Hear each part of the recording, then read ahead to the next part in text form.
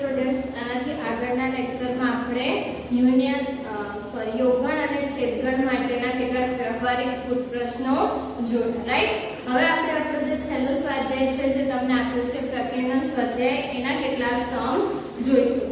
Okay, સો mainly પ્રકીર્ણ સ્વાધ્યાયમાં શું હોય કે આખા ચેપ્ટરમાં તમે જેટલું બી ભણ્યા છો, જેટલા બી ટોપિક ભણ્યા છો, એ બધાનો ભેગો યુઝ કરીને તમને કેટલાક સમ આપ્યા છે, એ સમ આપણે કરવાના છે, રાઈટ? અત્યાર સુધી આપણે જેટલી બી પર્ટિક્યુલર જેટલા બી સ્વાધ્યાય જોયા એમાં કેવું હતું કે ટોપિક, એના પછી એના સમ્સ, ટોપિક પછી એના સમ્સ, રાઈટ? હવે પ્રકીર્ણમાં કેવું હશે કે બધા જ ટોપિકના કેવા મિક્સ સમ હશે, અને પર્ટિક્યુલર આ સ્વાધ્યાયમાં તમને શું આપ્યું છે કે તમારે જેટલી બી પ્રોપર્ટીઝ તમે અત્યાર સુધી જોઈ, યોગગણની, છેદગણની, તફાવત ગણની, રાઈટ? એ બધાનો યુઝ કરીને તમે ગણ માટેના કેટલાક થિયરમ છે, થિયરમ બીની તમે એને વિધાન કહી શકો કે કોઈ પર્ટિક્યુલર સ્ટેટમેન્ટ છે એને આપણે સાબિત કઈ રીતે કરી શકીએ, રાઈટ? સો આજે આપણે એના સાબિતીના જ કેટલાક સમ જોઈશું, પણ સાબિતી માટે મેઇન વસ્તુ કે સૌથી પહેલા વિધાન સમજવાનો પ્રયત્ન કરજો કે એમાં તમારે સાબિત શું કરવાનું છે, રાઈટ? એમાં તમારે બે વસ્તુ હશે કે તો જ અને તો જ. તો કદાચ તમને તો આપ્યું હોય કે આ આપેલું છે તો આ સાબિત કરો, રાઈટ? સો જે આપેલું છે એનો યુઝ કરીને તમારે જે સાબિત કરવાનું છે એ વસ્તુને તમારે આખી પ્રૂવ કરવાની છે, રાઈટ? સો જે પ્રૂવ કરવાનું છે એમાં તમારે એટલી વસ્તુ ધ્યાનમાં રાખવાની કે જે તમને આપેલું છે એનો ક્યાંક ને ક્યાંક યુઝ તો થતો જ હશે, રાઈટ? બીજી વસ્તુ કે તમને તો અને તો જ આપ્યું હોય તો એ વસ્તુમાં તમારે શું કરવાનું, તો એમાં બંને બાજુથી તમારે વિધાન સાબિત કરવાનું. ધેટ મીન્સ કે ડાબી બાજુથી જમણી બાજુનું વિધાન સાબિત કરવાનું અને જમણી બાજુથી ડાબી બાજુનું વિધાન સાબિત કરવાનું, રાઈટ? એના રિલેટેડ દાખલા આવશે તો એના રિલેટેડ પ્રૂફ આવશે તો આપણે એની બી વાત કરીશું. ઓકે, બટ આ કેટલીક બેઝિક વસ્તુઓ છે જે તમારે યાદ રાખવાની છે, અને યાદ એટલા માટે કે પ્રૂફ કઈ રીતે કરવાનું એની પર્ટિક્યુલર મેથડ તમને 14મા ચેપ્ટરમાં આપી છે, ગાણિતિક તર્કમાં, રાઈટ? જે અત્યાર સુધી આપણે જોયું નથી, તો જ્યારે જોઈશું ત્યારે વધારે ડિટેલમાં ચર્ચા કરીશું કે પ્રૂફ કઈ રીતે કરી શકાય, રાઈટ? સો સૌથી પહેલા કોઈ વિધાન અને પછી એનું પ્રૂફ. તો દરેક ટાઈપના વિધાનમાં કોઈ પણ પ્રકારનું સ્ટેટમેન્ટ હોઈ શકે, રાઈટ? કે તો ઇફ વાળું હોય, ઇફ એન્ડ ઓનલી ઇફ વાળું હોય, ઇમ્પ્લાઇઝ વાળું હોય, તો આ બધામાંથી કોઈ પણ ટાઈપનું તમને વિધાન હોય તો તમે એને ઈઝીલી સાબિત કરી શકો, રાઈટ? સો એ વસ્તુ થોડી ઘણી ધ્યાનમાં રાખજો. બાકી જેમ જેમ આપણે પ્રૂફ કરીશું એમ હું તમને કહેતી જઈશ કે એને કઈ રીતે પ્રૂફ કરવાનું. બીજી એક વસ્તુ કે જો કોઈ વસ્તુ સાચી હોય તો તમારે એનું ઇન જનરલ પ્રૂફ આપવું પડે, અને જો કોઈ વસ્તુ ખોટી હોય તો ત્યાં તમારે કોઈ એક્ઝામ્પલ આપવું પડે.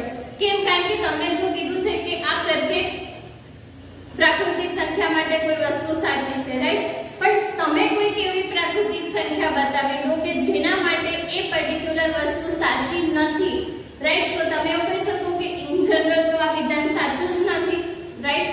સો જ્યારે બી તમારે કોઈ વિધાનને ખોટું છે એવું બતાવવાનું હોય ત્યાં તમારે શું આપવાનું, એક કાઉન્ટર એક્ઝામ્પલ, અને જ્યાં કોઈ વિધાન સાચું થતું હોય ત્યાં તમારે શું એની પ્રોપર સાબિતી, ધેટ મીન્સ કે ઇન જનરલ બધા જ એલિમેન્ટ્સ માટે વસ્તુ સાચી છે એવું તમારે પ્રૂવ કરવો પડે, રાઈટ? સો આ વસ્તુ ખાસ ધ્યાનમાં રાખજો. ઓકે, સો પ્રકીર્ણ સ્વાધ્યાયની વાત કરીએ તો પ્રકીર્ણ સ્વાધ્યાયમાં તમને ફર્સ્ટ કીધું છે કે નીચે આપેલા પૈકી કયા આપેલ ગણો પૈકી કયા ગણના ઉપગણ છે તે નક્કી કરો. સો આ રિલેટેડ એક્ઝામ્પલ્સ આપણે જોઈ ગયા છીએ.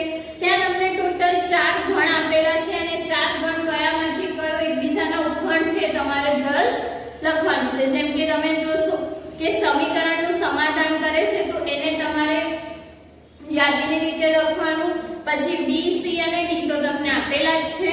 ઓકે, સો કયો ગણ એ કયા ગણનો ઉપગણ થાય છે કે જેટલી બી પેર બનતી હોય બધી જ પેર તમારે લખવાની, રાઈટ?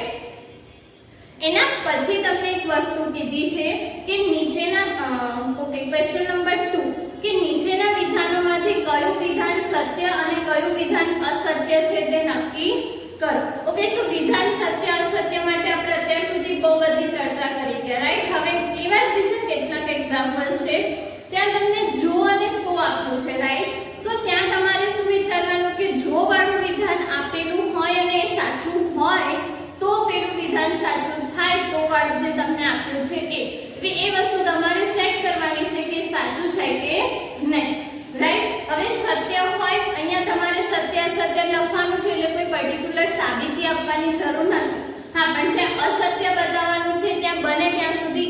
તમારે એક્ઝામ્પલ યા તો એનું સાચું વિધાન તમારે ત્યાં દર્શાવવું પડે કે આવું નહીં આવું હોવું જોઈએ, રાઈટ?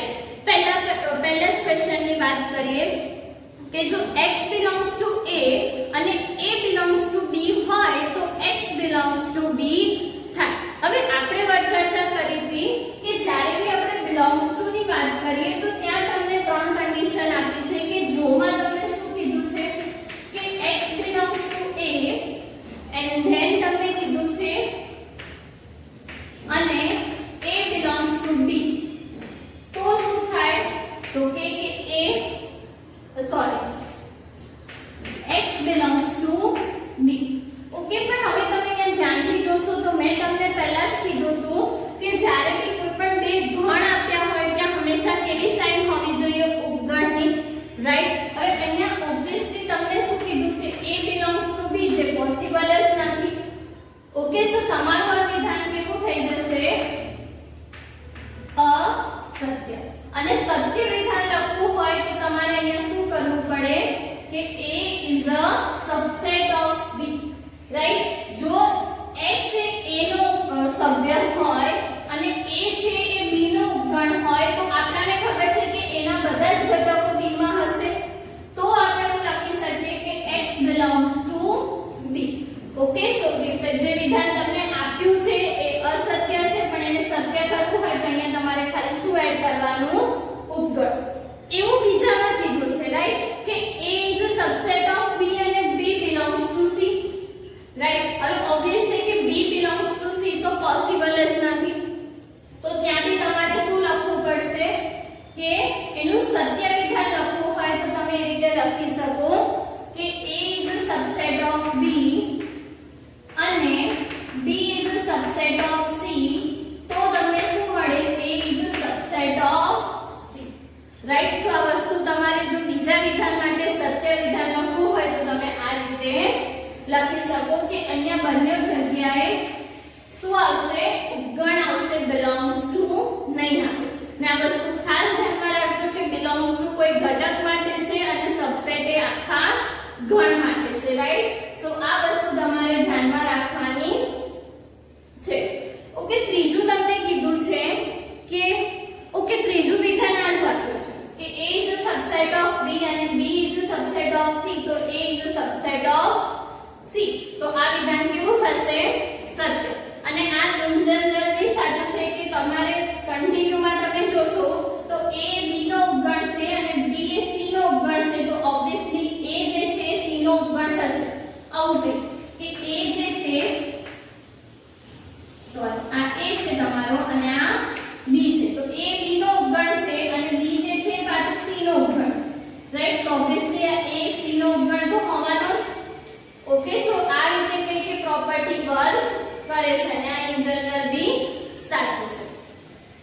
હવે નેક્સ્ટ તમને શું કીધું છે? ચોથું કે જ્યાં a does not subset of b અને b is not subset of c તો a does not subset of c.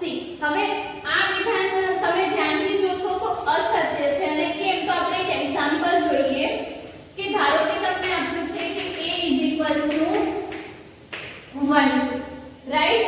અને b is equals to તમે લો છો 2 અને 3 તો આ બંને માટે કન્ડિશન સાચી થશે કે a is not subset of b, right? So પહેલી કન્ડિશન આપણે લીધી કે a is not subset of b.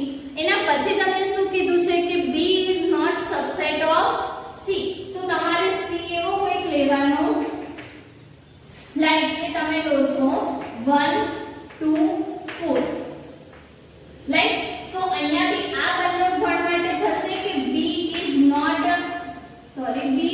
a subset of c કેમ કે 3 જે છે એ c માં નથી, રાઈટ? સો 2 છે પણ 3 નથી એટલે અહીંયા બી તમારી આ કન્ડિશન ટ્રુ થશે કે b is not a subset of c. પણ તમે જ્યારે જોશો તો આપણને એના આન્સરમાં શું કીધું છે કે a is not a subset of c પણ અહીંયા તમે જોશો તો a તો c નો સબસેટ થાય છે, 1 અને 2 બંને છે અને આ બંને કન્ડિશન પણ સેટિસ્ફાઈડ થાય છે, રાઈટ? સો અહીંયા આપણને શું મળ્યું કે a is a subset of c. સો એવું નેસેસરી નથી જ્યારે આ બે કન્ડિશન થતી હોય ત્યારે તમારે A is not subset of C મળે. તો આપણે શું આપ્યું એક એવું ઉદાહરણ કે જે આ વિધાનને ખોટું સાબિત કરે છે, રાઈટ. સો તમારું વિધાન કેવું થશે? ખોટું. એવી જ રીતે તમને કીધું છે કે પાંચમા વિધાન માટે કે પાંચમું વિધાન શું છે કે x belongs to A છે અને A is not a subset of B છે, તો x belongs to B, right. હવે ઓબ્વિયસ છે કે તમને એવું કીધું છે કે કોઈ ઘટક A માં છે, રાઈટ. સો કોઈ એવો ઘટક જે A માં છે અને A subset of B નથી, રાઈટ. સો તમને શું મળે? x belongs to B. હવે ઓબ્વિયસલી 1 belongs to A છે પણ 1 belongs to B નથી. તો જ્યાં આ કન્ડિશન જ સાચી ના થતી હોય ત્યાં તમારી પાસે x belongs to B possible નથી. એવું તમે 1 માટે કહી શકો કે 1 belongs to A પણ 1 does not belongs to B, right. So તમારું જે પાંચમું વિધાન છે એ કેવું થશે? અસત્ય થશે. અને છઠ્ઠું વિધાન તમને કીધું છે કે જો A subset of B અને ઘટક છે એ B માં નહીં હોય તો A માં બી નહીં હોય, that means x does not belongs to B, તો x does not belongs to A અને but obvious true છે, રાઈટ. કે તમને આપેલું છે કે A B નો ઉપગણ છે, રાઈટ. અને કોઈ ઘટક B માં નથી તો એ A માં બી નહીં જ હોય. ઓકે. સો આ રીતે તમે દરેક વિધાન સત્ય છે કે અસત્ય એ જોઈ શકો છો. ઓકે. સો આઈ હોપ કે ક્વેશ્ચન નંબર 2 માં તમને ખ્યાલ આવ્યો હશે. ઓકે. જે રીતનું મેં તમને પ્રૂફ કીધા એ રીતે જ તમારે ત્યાં આન્સર લખવાના છે. ઓકે. એના પછી ક્વેશ્ચન નંબર 2 ની વાત કરીએ. સો ક્વેશ્ચન નંબર 2 માં તમને શું કીધું છે કે કન્ડિશન આપી છે કે ગણ A B અને C માટે A union B is equals to A union C. આ કન્ડિશન આપી છે અને આ કન્ડિશન આપી છે, રાઈટ. અને એની માટે તમારે શું સાબિત કરવાનું છે? B is equals to C. હવે આ ટાઈપના જેટલા બી એક્ઝામ્પલ્સ છે કે જ્યાં તમારે ઇક્વાલિટી બતાવવાની હોય તો મોસ્ટલી કેસીસમાં આપણી પાસે એક એવું રિઝલ્ટ છે કે A is a subset of B અને B is a subset of A, તો આપણને શું મળે? A is equals to B, right. હવે આ વસ્તુ આપણી પાસે છે તો જ્યાં તમારે ઇક્વાલિટી બતાવવાની હોય ત્યાં આપણે ઓલમોસ્ટ શું કરીએ છીએ? બંનેને એકબીજાના ઉપગણ બતાવી દઈએ. જો આ વસ્તુ થઈ જાય તો આ વસ્તુ તમને મળવાની જ છે, રાઈટ. સો આ વસ્તુ નોર્મલી આપણે દરેક કેસીસમાં કરીશું. આનું તમારે સિમ્પલ એક્ઝામ્પલ જોવું હોય તો તમને ઉદાહરણ નંબર 30 આપ્યું છે. એમાં બી સેમ આવું જ કીધું છે કે ત્યાં તમને કન્ડિશન કઈ આપી છે કે A union B is equals to A intersection B અને તમારે બતાવવાનું શું છે? A is equals to B. હવે જ્યારે બી તમને આ બતાવવાનું હોય તો મેં કીધું એના માટે તમારે આ કન્ડિશન બતાવવી પડે. તો આ બતાવવા માટે સૌથી પહેલા શું કરવાનું? તો ગણ A માંથી કોઈ ઘટક લેવાનો અને એને ગણ B માં દર્શાવવાનો. તો આપણે શું કરીએ કે ધારી લઈએ કે કોઈ x જે A માં બિલોંગ કરે છે, રાઈટ. હવે કોઈ ઘટક A માં છે તો આપણે કહી શકીએ કે બંનેના યોગગણમાં હશે, ઓબ્વિયસલી યોગગણમાં હોવાનું. હવે અહીંયા તમને એવું કીધું છે કે A union B is equals to A intersection B. So A union B માં છે તો A intersection B માં બી હશે, રાઈટ. અને intersection માં છે તો એ B માં પણ હશે. તો કોઈ એક ઘટક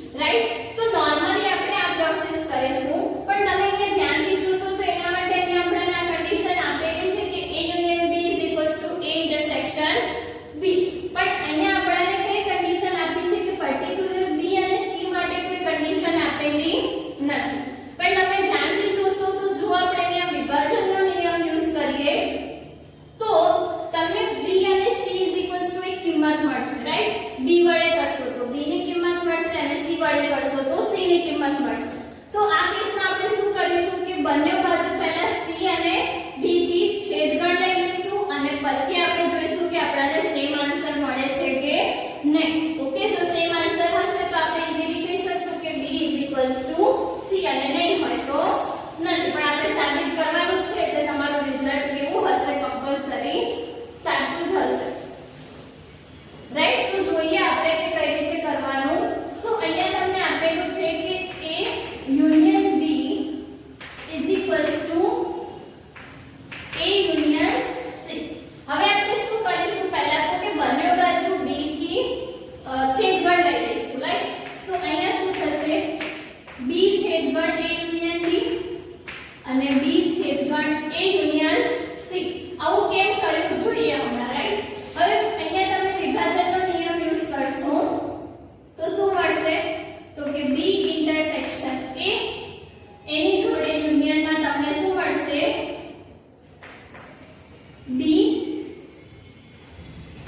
ઇન્ટરસેક્શન b. રાઈટ, અને અહીંયા તમને શું મળશે? b intersection a union b intersection c. Okay, હવે b ઇન્ટરસેક્શન b છે. ઓકે, સો b ઇન્ટરસેક્શન b માટે તમે ધ્યાનથી જોશો તો b ઇન્ટરસેક્શન b નો આન્સર તમને શું મળશે? 5. ઓકે, b ની સાથે b ની સાથે b નું ઇન્ટરસેક્શન કરશો તો આન્સર શું મળશે? b. સો અહીંયા તમને શું મળશે? b intersection a union b is equals to b intersection. Okay, આ રીતે લખી દો. a intersection b union b intersection c. હવે તમે આ વસ્તુને ધ્યાનથી જોશો તો a ઇન્ટરસેક્શન b એનું યુનિયન કરવાનું છે b સાથે. આવું કંઈક હશે? a અને b. હવે આ છે તમારું a ઇન્ટરસેક્શન b અને એનું તમારે યુનિયન આખા b સાથે કરવાનું છે. તો ફાઇનલ આન્સર તમને શું મળશે? b. ઓકે, આ વસ્તુ ખાસ સમજજો બેન. આકૃતિ પરથી તમે ઈઝીલી એ વસ્તુને સમજી શકશો. રાઈટ, સો ત્યાં તમને શું મળશે? b અને b ઇઝ ઇક્વલ્સ ટુ તમને શું મળ્યું? a intersection b. હવે a intersection b is equals to તમને બીજું રિઝલ્ટ આપેલું છે તો આપણે a ઇન્ટરસેક્શન b ની જગ્યાએ a ઇન્ટરસેક્શન c લખી શકીએ અને યુનિયનમાં આપણને શું મળશે? b intersection c. અને આ તમારું શું થઈ જશે? રિઝલ્ટ નંબર 1 કે b ઇઝ ઇક્વલ્સ ટુ તમને કોઈ વેલ્યુ મળ્યું. અને આ લાવવા માટે જ આપણે શેનાથી ઇન્ટરસેક્શન કર્યું હતું? b. હવે એવી જ રીતે c સાથે ઇન્ટરસેક્શન કરીશું તો c ની વેલ્યુ મળશે. રાઈટ, સો હવે નેક્સ્ટ તમારે શું કરવાનું? c થી ઇન્ટરસેક્શન. તો c intersection a union b is equals to c intersection a union c. તો હવે અહીંયા તમને શું મળશે? તો કે c ઇન્ટરસેક્શન a એની સાથે યુનિયનમાં c intersection b. Right, is equals to c intersection a union c intersection c. તો આને આપણે આવું લખી શકીએ a intersection c union b intersection c is equals to આનો આન્સર c થશે અને c નું યુનિયન c ઇન્ટરસેક્શન a સાથે કરીશું તો c મળશે. જેવી રીતે આપણે b માટે જોયું તો અહીંયા તમને c ઇઝ ઇક્વલ્સ ટુ શું મળ્યું? a intersection c union b intersection c. જે તમારું શું થશે? Result number 2. અને હવે તમે ધ્યાનથી જોશો તો b અને c બંનેના આન્સર કેવા છે? સરખા. ધેટ મીન્સ કે 1 is equals to 2. That means કે આપણને શું મળશે? b is equals to c. સો આ રીતે તમે આ રિઝલ્ટને પ્રૂવ કરી શકો. એના પછી ક્વેશ્ચન નંબર 4 માં તમને કીધું છે કે આ ચાર રિઝલ્ટ છે એને સમકક્ષ બતાવવાના છે.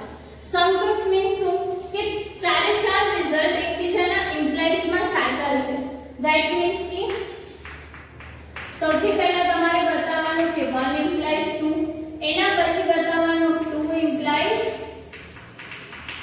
3, પછી બતાવવાનું 3 ઇમ્પ્લાઈઝ 4 અને પછી બતાવવાનું પાછું 4 ઇમ્પ્લાઈઝ 1. સો આ ચારેય રિઝલ્ટ જો સાચા થાય તો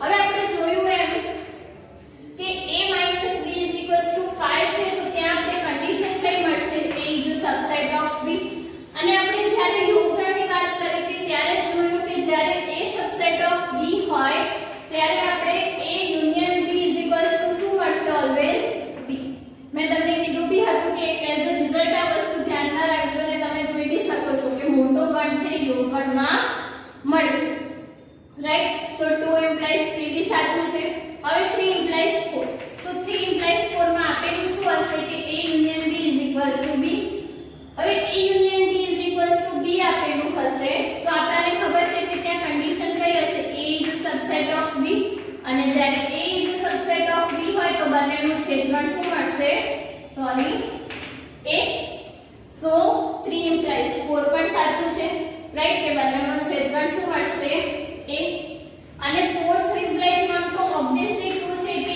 a intersection b = a ક્યારે હશે જ્યારે a is a subset of b હશે ત્યારે સો આ રીતે ચારો જે કન્ડિશન છે એકબીજાની સમકક્ષ છે એવું આપણે સાબિત કર્યું ઓકે સો આ રીતે તમારે જ્યારે બી સમકક્ષ કોઈ પણ રિઝલ્ટ પ્રૂવ કરવાના હોય ઇનફેક્ટ 5 બી આપ્યા હોય તો 1 implies 2 2 implies 3 3 implies 4 4 implies 5 અને 5 implies 1 આ રીતે તમારે એને સમકક્ષ સાબિત કરવાના છે રાઈટ નેક્સ્ટ ક્વેશ્ચન નંબર 5 ની વાત કરીએ તો ત્યાં તમને a subset of b આપી દીધું છે અને સાથે શું કરવાનું છે કે c - b is a subset of c - a right so c - a ને સબસેટ બતાવવાનો છે આનો તો હવે આપણે શું કરીશું કે કોઈ ઘટક અહીંયા c - b માં લઈ રાઈટ કે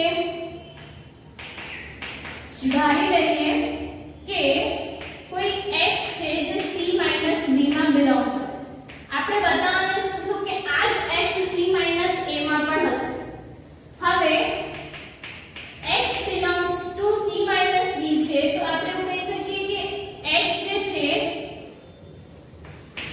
એ c માં હશે અને b માં નહીં હોય -b છે એટલે કે x belongs to c અને x does not belongs to b હવે આપણે એક કન્ડિશન આપી છે ક્વેશ્ચનમાં કે a is a subset of b તો કોઈ ઘટક b માં નથી તો એ a માં પણ નહીં હોય રાઈટ આ બધી જે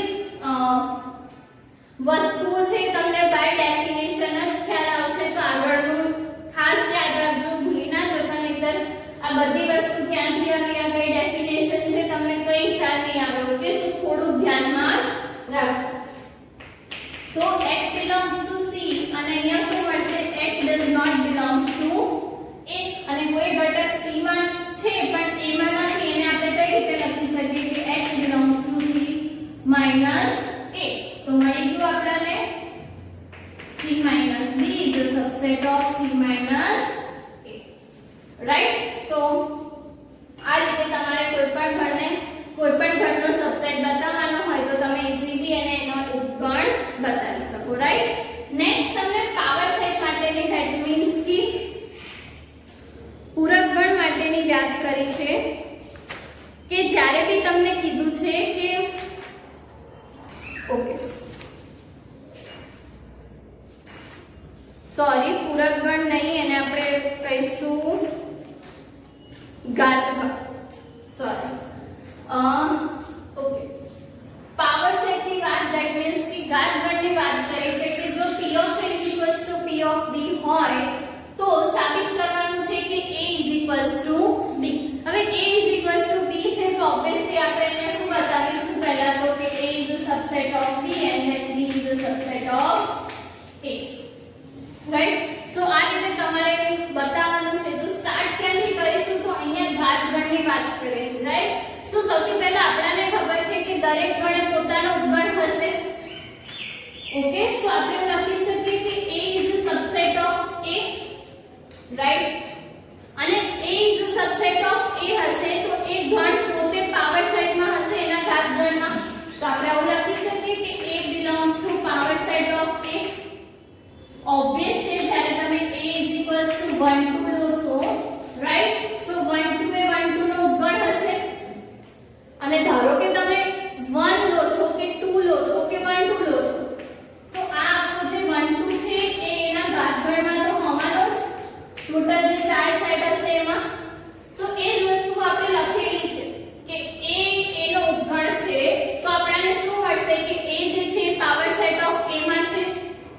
રાઈટ. હવે એના ઘાતગણમાં છે અને આપણાને કન્ડિશન આપેલી છે કે p of a is equals to p of b. સો આપણે એવું લખી શકીએ કે a જે છે એ p of b માં પણ હશે અને a જે છે એ p of b માં હશે. ધેટ મીન્સ કે a b નો ઉપગણ હશે. એટલે આપણે એવું શું કહી શકીએ કે a is a subset of b. જે a નો ઉપગણ છે તો a belongs to p of a છે તો a belongs to p of b હશે તો શું મળશે? a is a subset of b. Right. So પહેલું રિઝલ્ટ આપણને મળી ગયું કે a is a subset of b. Next આપણે વાત કરીશું એનાથી રિવર્સ કે હવે સોરી શું વાત કરવાની છે કે b ની વાત કરવાની છે. તો b માં b છે કે b એ b નો ઉપગણ હશે. તો આપણે કહી શકીએ કે b એ છે એ પાવર સેટ ઓફ b માં હશે અને પાવર સેટ ઓફ b માં છે તો કન્ડિશન જે આપેલી છે એના પ્રમાણે તમને શું મળશે કે b is a subset of power set of a અને પાવર સેટ ઓફ a માં છે તો શું મળશે? b is a subset of a. અને 1 અને 2 પરથી શું મળશે આપણને? a is equals to b. Right. So આ રીતે પાવર સેટ માટે મતલબ કે ઘાતગણ માટે વાત કરેલી હોય તો તમે ઈઝીલી એને બતાવી શકો. રાઈટ. નેક્સ્ટ ક્વેશ્ચન તમને લોકોને કીધો છે ક્વેશ્ચન નંબર 7 કે કોઈપણ ઘન a અને b માટે p of a union p of b is equals to p of a union b સત્ય છે. હવે એટલું હું કહીશ કે વિધાન અસત્ય છે અને અસત્ય છે એટલે આપણે ત્યાં શું આપવું પડશે? ઉદાહરણ. કોઈ પણ એક એક્ઝામ્પલ એવો આપી દો જેના માટે વિધાન સત્ય નથી. તો એ વસ્તુ તમારે હોમવર્કમાં કરવાની છે. જસ્ટ તમારે કેટલું કરવાનું છે તો કે લઈ લો કોઈ પણ ગણ a is equals to 1 2 અને b is equals to 3 4. તો આના માટે શું ફાઇન્ડ કરો? p of a p of b એના પછી a union b અને p of a union b અને આ બંને શોધો તો છેલ્લે એનો તમારે શું કરવાનું? યોગફળ. એટલે આ તમારું રિઝલ્ટ નંબર 1 અને આ તમારું રિઝલ્ટ નંબર 2 અને બંને જોશો કમ્પેર કરશો તો એ ઇક્વલ હશે નહીં. રાઈટ. અને ઇક્વલ નહીં હોય તો તમે એવું કહી શકો કે આપેલું વિધાન અસત્ય છે. તો જસ્ટ કોઈ એક એક્ઝામ્પલ લઈને તમે વિધાનને અસત્ય બતાવી શકશો. ઓકે. રાઈટ. સો આજે આપણે આટલું રાખીએ છીએ. નેક્સ્ટ વિડિયોમાં આનાથી આગળના જે પ્રૂફ્સ તમને લોકોને આપ્યા છે આપણે કરીશું. રાઈટ. Thank you.